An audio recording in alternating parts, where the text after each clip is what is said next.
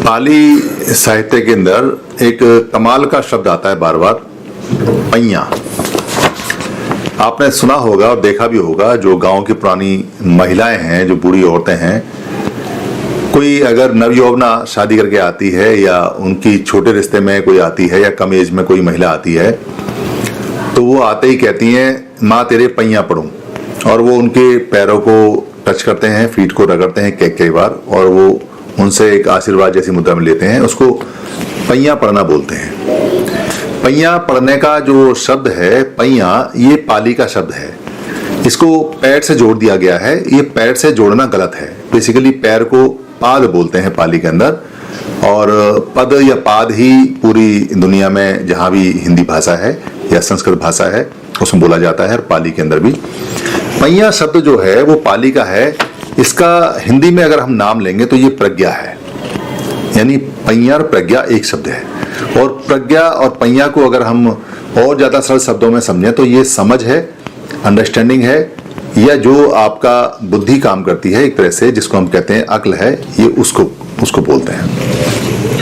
पैया में यानी प्रज्ञा में और ज्ञान में और पैया में, प्रज्ञा में अंतर होता है।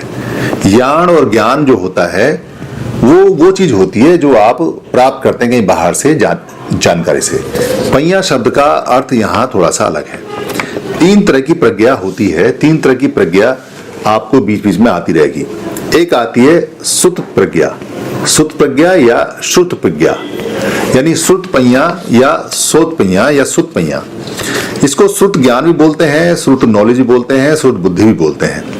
इसके अंदर जितने भी सोर्सेस हैं, यानी जितने भी सोर्स आपने अब तक आपके पास आए हैं, वो सारे सोर्सों से जो आपको समझ आती है, जो जानकारी मिलती है, जो ज्ञान मिलता है, जो समझ पैदा होती है, उससे बोलते हैं। जैसे टेलीविजन है, किताब है, या कोई मंचन है, ऑडियो है, वीडियो है, व्हाट्सएप है, टीवी है, या फेसबुक है, मेल है, बुक्स हैं, दंत कथाएं हैं जो दादी ने या अम्मा ने सुनाई हैं हमें, जातक कथाएं हैं जो भगवान बुद्ध हैं या उनके सुनाने वाले जो भाड़क होते थे उस समय वो सुनाते थे, वो हैं, या किस्से कहानी हैं, या बुजुर्गों का छोटी छोटी जो बातें अनुभव है, वो सारी श्रुत पैया में आती हैं।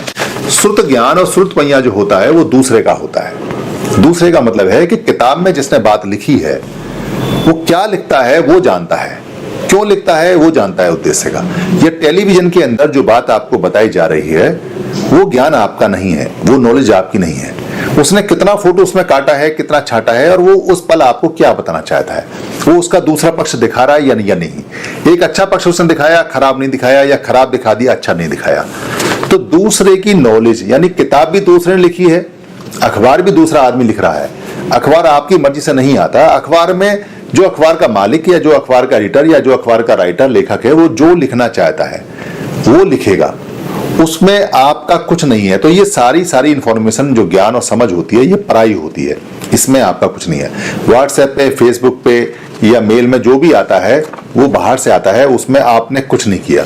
ये आप भी जिसको भेज रहे हैं, या आपने जो किताब लिखी है, या आप जो टीवी में बना रहे हैं, या जो वीडियो मैं अभी बना रहा हूं, इसमें मैं आपको क्या देना चाहता हूं वो मेरे ऊपर है।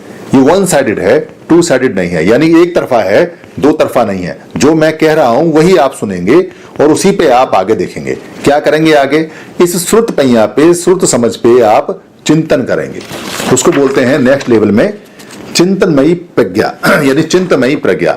अब जितनी भी इंफॉर्मेशन आपके पास आई है उस इंफॉर्मेशन को आपकी जो संज्ञा है, यानी कि जो आपकी मेमोरी है, वो इसको रिलेट करेगी, देखेगी कि ये पहले बात कब बताई, कैसे बताई, कितनी बताई, पहले क्या बात थी, उसका कंपैरिजन करेगी, उसका ऊंच नीच करेगी, उसका लाभ हानि देखेगी, उसका कोई बेनिफिट है, उसका कोई नुकसान है, वो सब करेगी। आपकी परिस्थितियां भी इसमें जुड़ेंगी चिंतन में। आपके दोस्त, आपके यार, आपका एटमॉस्फेयर, आपकी कास्ट, आपका नाम, आपका पैसा, आपकी जगह, आप जहां रहते हैं, वो ये सारी चीज उसमें प्ले करेंगी, रोल में करेंगी। और उसके बाद में इसमें चिंतन में आप अपना लाभ हानि देख के जैसे भी आप इसको रिजल्ट निकालेंगे, तो ये चिंतनमयी प्रज्ञा होगी।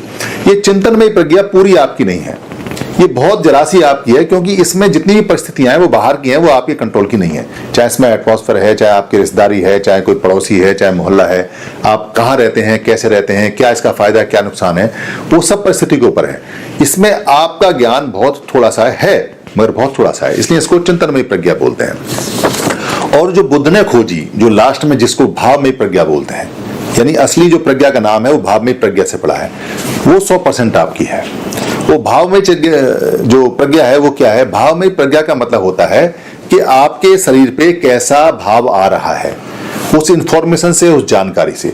आप पास होने की खबर आपके पास आई तो आपका शरीर कैसे महसूस कर रहा है, और आपको फेल होने की खबर आई तो आपका शरीर कैसे महसूस करता है। किसी ने आपको अपमानजनक कोई बात कही तो आपका शरीर कैसे अनुभव करता है, और किसी ने आपको अगर प्रसन्नतापूर्वक बात कही तो आपका शरीर कैसे अनुभव करता है।